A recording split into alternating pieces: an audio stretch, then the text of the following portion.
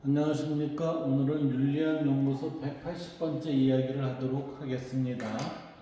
180번째 이야기는 일제사상의 관점에서 본 나눠남의 구조예요.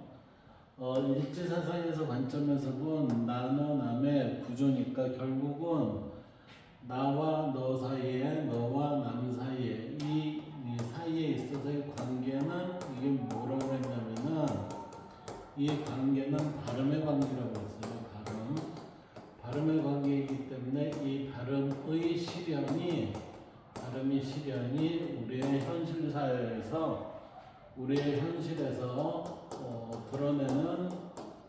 드러내는 모습이 뭐예요? 일지 세계가 됩니다. 자, 이제 나눠남의 구조를 일제사상의 관점에서 보면 인간과 세계를 이해하는 하나의 일원화된 전체 철학 구조로 확장이 됩니다. 그러니까 너, 남의 구조를 일제사상의 관점에서 보면 그랬어요.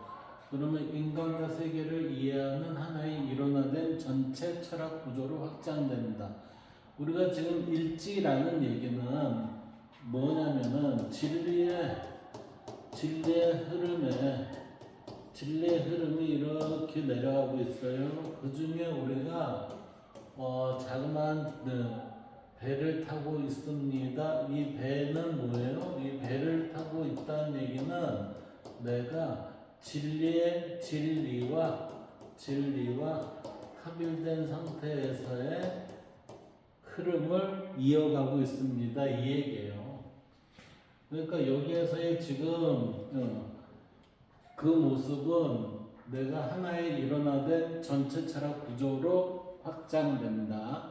그래서 일제사상은 인간과 세계가 진리라는 하나의 근원 속에서 나눠남의 구조를 발음에 근거한 관계적 확장으로 드러남을 보여주는 이런 철학으로 이해할 수 있다.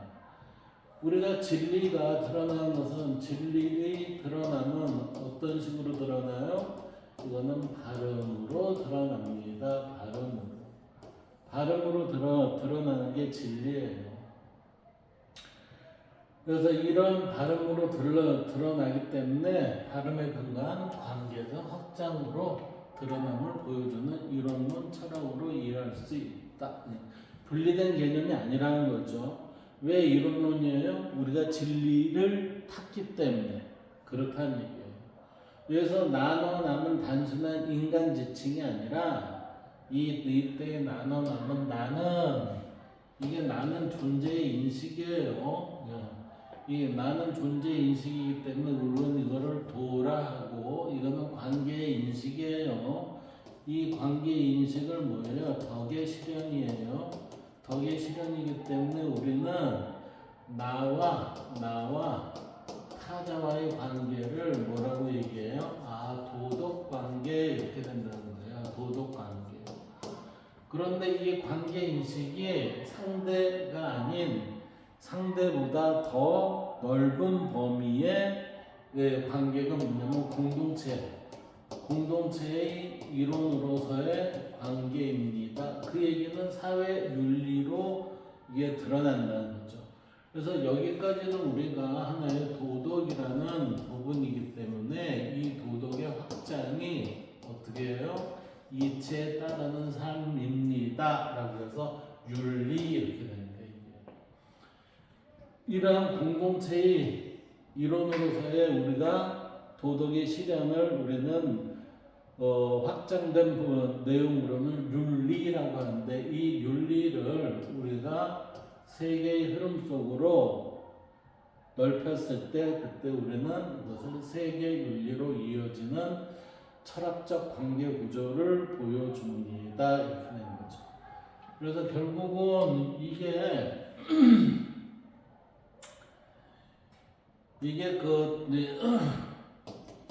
이게 수신이에요. 이게 제가예요.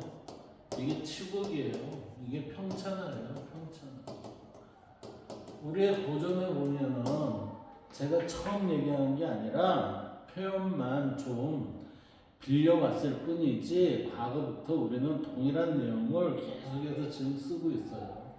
그래서 존재인식을 잘하려면 수신이 잘 돼야 되고 관계인식이 잘 되려면 제가가 잘 돼야 되고 사회윤리가 잘 되려면 치국이 잘 돼야 되고 세계윤리가 잘 되려면 평천화가 잘 이루어져야 됩니다. 그래서 대학의 수신제가 치국 평천화로 이어지는 철학적 관계를 뭐로 보여줘요? 일지사상의 관점에서 나눠남의 구조를 통해서 우리는 살펴볼 수 있습니다. 이렇게 되는 거예요. 이게. 그래서 이제 나를 한번 살펴봅시다. 나는 존재 인식이에요. 나는 존재 인식인데 이거는 수신의 의미라고 했죠. 수신이니까 결국은 자기를 바로 보는 것. 이거는 자기에 대한 인식, 깨달음이에요. 즉 이것을 뭐라고 해요? 도를 도를 압니까? 라고 묻는 거예요. 그래서 이 존재 인식이 되면은 그 사람은 뭐예요? 도덕적 존재가 됩니다. 예, 도덕적 존재가 된다는 것은 불교적으로 얘기하면은 뭐예요? 도노 플러스 점수가 되어서 우리는 상구보리 후 하화 중생을 하게 됩니다. 이 얘기예요. 그래서 일지사상에서 모든 철학의 출발점은 자기 인식이에요. 자기 인식, 나를 아는 거. 그래서 인간은 먼저 나는 누구인가를 깨달아야 한다라는 얘기는 내가 누구지? 이 깨달아야 한다는 얘기는 뭐예요?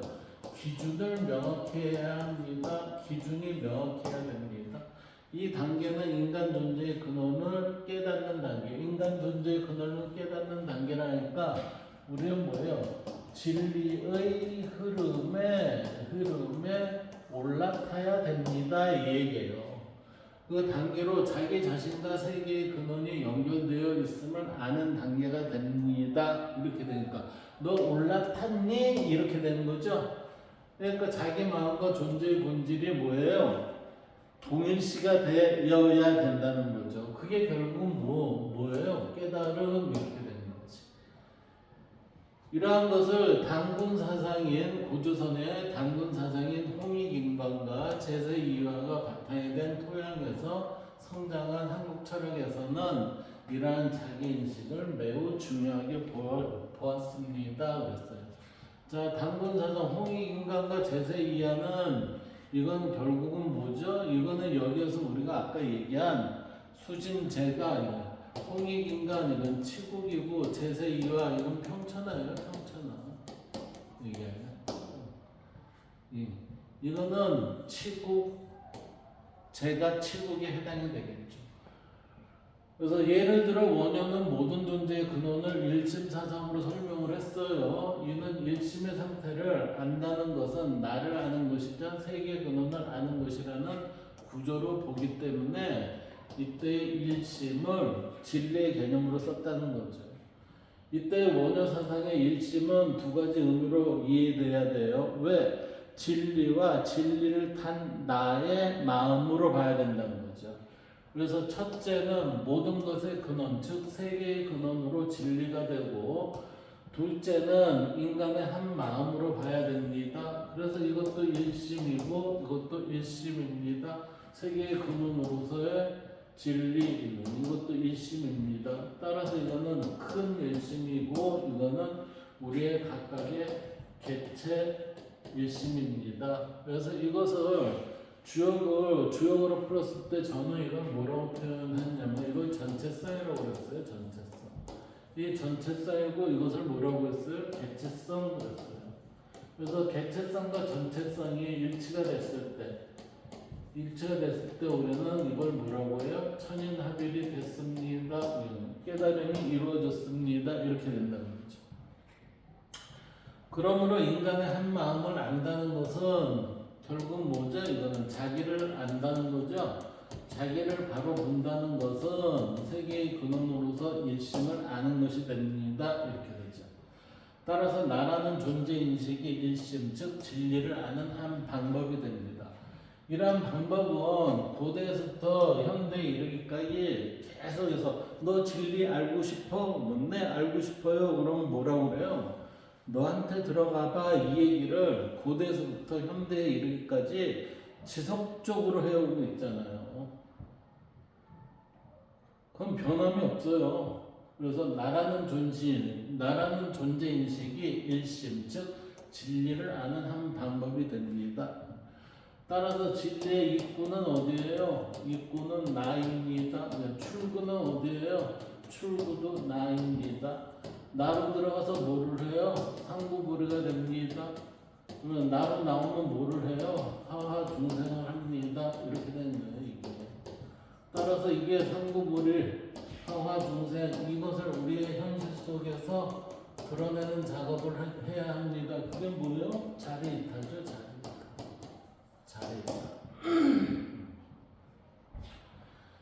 자 이제 두 번째 너 관계인식 봅시다. 이게 나에서 너로 이제 넘어가요. 이 너로 넘어가는 이 관계인식은 결국은 우리의 윤리 발생입니다. 관계 윤리니까 이거는 뭐죠? 덕의 실현이에요. 덕의 실현.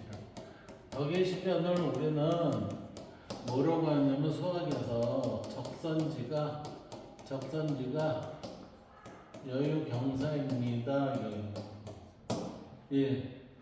이때의 덕의 실현이라는 거는 적선이에요. 적선. 선을 쌓는다는 거. 선을 쌓았을 때 이게 혼자서 상대한테 타자들한테 선을 쌓는 거지 나한테 선을 쌓는 게 아니잖아요.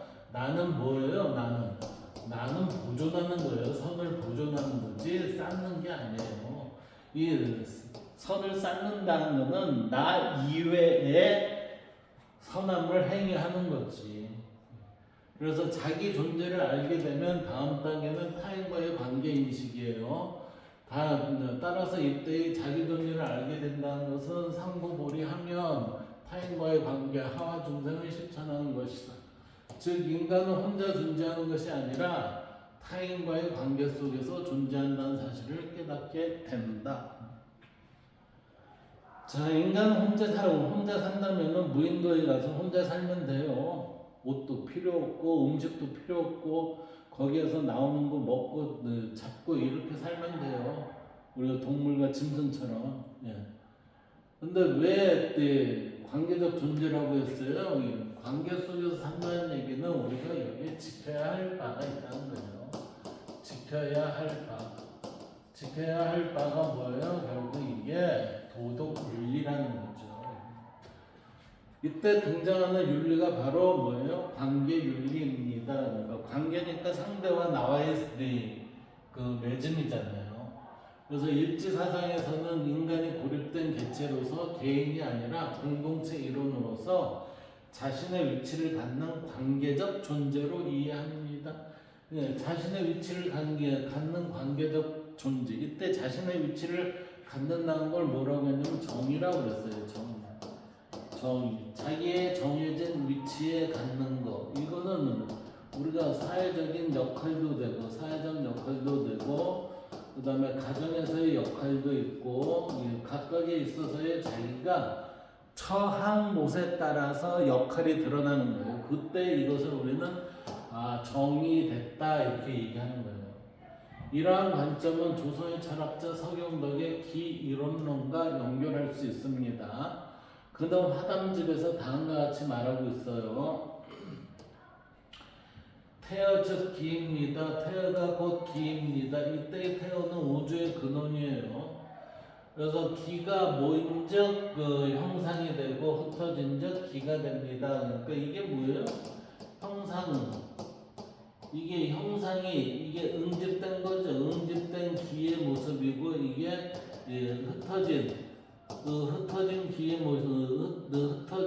모습은 뭐예요? 이거는 우리가 사라졌다 그러잖아요. 예. 그래서 흩어진 것은 기의 모습이고 응집된 것은 형상의 모습입니다. 이렇게 되는 거죠.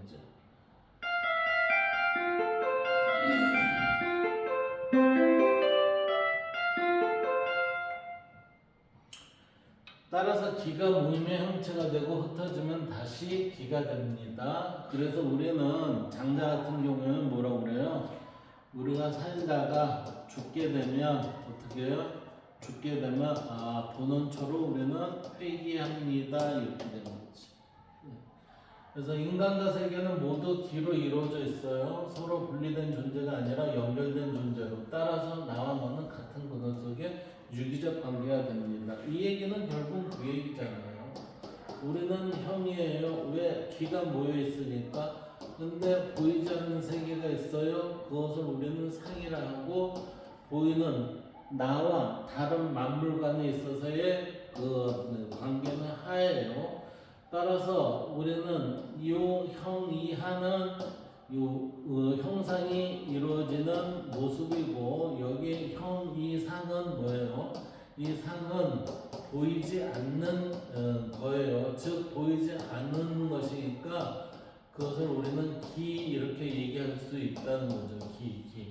그래서 기와 형상이 같이 공존하는 세계 어디예요? 우리가 사는 세계지. 보이지 않는 거와 보이는 게 같이 살고 있는 세계가 이 세계예요. 그래서 이 표현은 모든 존재는 독립된 실체가 아니라 하나의 기가 모이고 흩어지는 과정 속의 한 흐름의 상태이다. 따라서 세계는 분절된 집합이 아니라 상호 연결된 하나의 흐름으로 보고 있기에 관계윤리가 됩니다. 이때 관계윤리가 보세요. 상과 하에 있어서의 우리 이 관계는 바람직한 관계가 돼야 되죠. 바람직한 관계가 돼야 되는데 이때 바람직한 관계가 뭐로? 발음에 의해서 우리가 이어져 있다는 거죠. 따라서 우리는 상호 연결된 하나의 흐름으로 보고 있다. 이때 하나의 흐름이 여기에서 드러나는데 이때 바르게 드러났을 때 제 모습을 갖게 된다. 이렇게 되는 거예요. 그래서 이때 우리는 그것을 관계윤리가 됩니다. 이는 마치 우리가 화학에서 보면 H2O 수소 두 개의 산소 하나가 모이면 물이 되잖아요. 이 물이 고체가 되면 얼음이고 액체가 되면 물이고 그 다음에 기체가 되면 수증기예요. 그쵸? 그러다 보니까 이 H2O라는 원소가 각각의 상태로 변형되는 과정에서 나타났다 사라지는 모습과 같은 것이다라고 비유할 수 있을 것 같다라고 제가 한번 적어봤어요. 그 다음 봅시다. 우리는 여기서 태어라는 게 있었어요. 그럼 태어에 대해서 한번 살펴봅시다. 자, 태어라는 것은 지금 태어는 단순한 텅 빈 공간이 아니라 동아시아 사상에서 만물이 생성되기 이전의 근원적 상태를 얘기해요. 만물이 생성되기 이전의 근원적 상태, 그러니까 성경에서 하나님이 천지를 창조할 때 뭐가 있었다고 그랬어요? 빛이 있으리 그랬잖아요.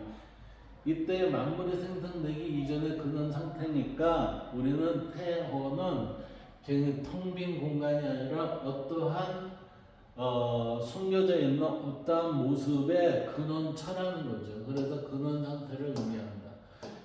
노자의 도덕경에는 태어라는 용어 자체는 등장하지 않지만 노자는 허와 무라는 개념을 통해서 동일한 철학적 지평을 드러내요. 그는 만물의 근원을 비어있음에 찾으며 비어있는데 이 비어있는 게 텅 비어있는 게 아니라 우리가 보기에 텅 비어있는 것으로 보인다라는 거죠. 그래서 이 비어있음은 단순한 공백이 아니라 모든 생성과 작용을 가능하게 하는 근원적 자리입니다. 라고 해서 이때 우리는 무국이 태극입니다. 라고 이렇게 얘기를 하면서 이것이 어디에서 나와요? 태허에서 나옵니다. 이 태허는 최초의 상태는 무국인데 여기에서 태극이 되면서 뭐가 형체가 드러납니다 했을 때 이 부분이 두 가지의 성질을 가지고 있다는 거죠. 이게 동전의 양면이라는 거예요. 무극이 태극이라는 것은. 그래서 이러한 것으로 인해서 우리는 태극에서 음양이 나옵니다. 그러죠. 음양으로 인해서 여기에서 뭐예요? 음양으로 인해서 이게 어떤 것을 인연생기로 인해갖고 결국은 여기에서 만물이 창출됩니다. 이렇게 드러납니다. 이렇게. 기원전 2세기, BC 2세기에 회남자는 이게 그 노자 같은 경우에는 기원전 BC 4세기예요. BC 4세기에 그 노자가 있었고 회남자는 2세기예요. BC 2세기인데 회남자는 태호에서 기가 나오고 형체가 생긴다고 하여 태호를 회남자가 썼어요. 그 우주 생성의 출발점으로 보았고 장행거는 이를 발전시켜. 장행거는 이 사람은 기원후 1008년인가 기원후 AD죠. AD 1008년인가 그래요. 1000년 뒤에 나왔습니다. 장행거는 이를 더욱 발전시켜 태어 자체가 곧 기라고 규정함으로써 공과 존재를 분리하지 않았습니다. 공과 존재가 어디에 있어야 한 세계에 같이 존재합니다. 그러니까 이론론의 입장이에요, 이게. 그래서 한편 장자에서는 태어를 분별 이전의 자연적이고 무의한 상태로 이해하여 인간이 지향해야 할 근원적 경지로 이 태어라는 표현이 제시가 되고 있습니다. 이렇게. 그러니까 태어라는 거는 어떻게 요즘 얘기하면 하나님이에요. 하나님. 유교에서 얘기한 천, 그리고 이제 도가에서는 도, 그 다음에 이제 만물이 태어나기 이전이죠. 이전에 세상. 그래서 세 번째는 남과 사회 윤리예요. 이건 공동체 질서입니다. 타인과 관계 인식이 확장되면 타인과의 관계 인식, 그러니까 여기는 나와 너에서 어디로 남까지 이게 확장이 된다면 사회 즉 공동체가 등장을 해요. 여기서 남은 단순한 타인이 아니라 사회적인 사회 전체를 의미해요. 이 단계에서 윤리는 개인의 도덕, 상대와의 관계 윤리를 넘어, 그러니까 개인의 도덕이니까 이거는 개인으로서 있어서의 도덕이라는 거죠. 이건 나와 타자의 관계인데 나와 너의 관계, 이 상대와의 관계 윤리를 넘어 이때 이거는 확장된 너니까 결국은 여기에서 남으로 넘어가죠.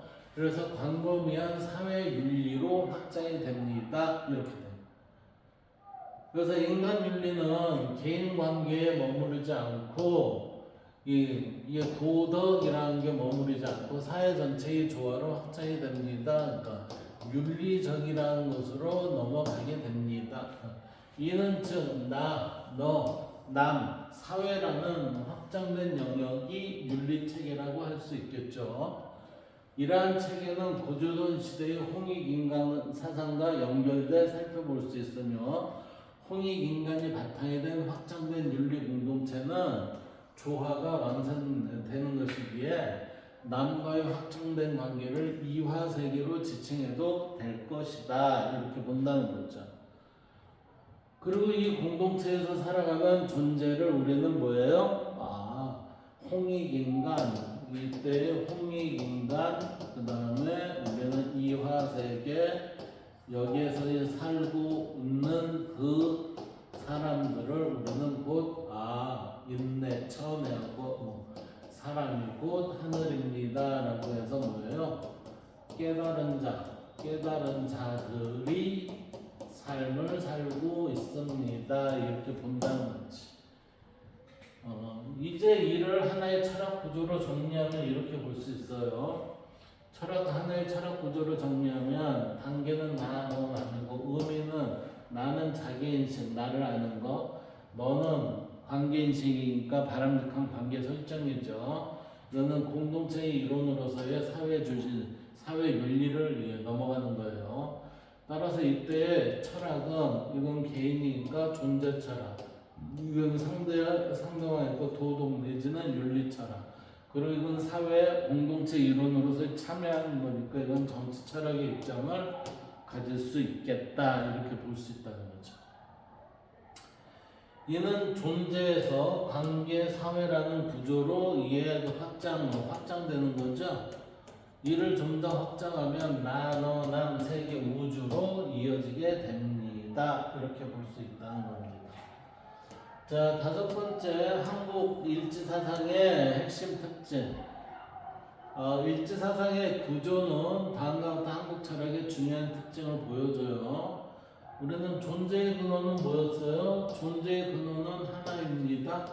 예, 인간은 근원의 흐름에 나타난 존재입니다. 그러니까 진리를 타고 있는 자들이라는 얘기예요.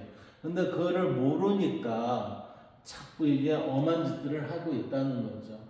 그리고 윤리는 바람직한 관계로 드러난 실천적 조화입니다. 윤리는 결국 뭐예요? 우리가 도덕과 윤리라는 것은 진리를 드러내는 하나의 방법입니다. 이렇게 되는 거예요. 그래서 사회는 도덕으로 인한 윤리적 관계 질서의 확장이 드러나는 곳이 어디예요? 사회입니다. 이렇게 되는 거지.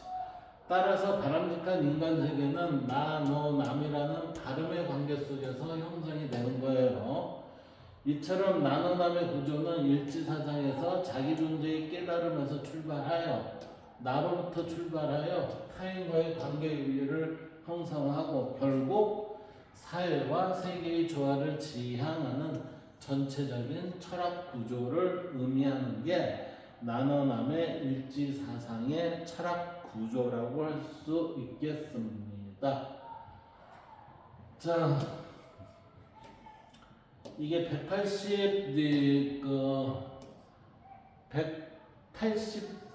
180번째죠. 180번째 이야기는 여기에서 끝내도록 하겠습니다. 감사합니다.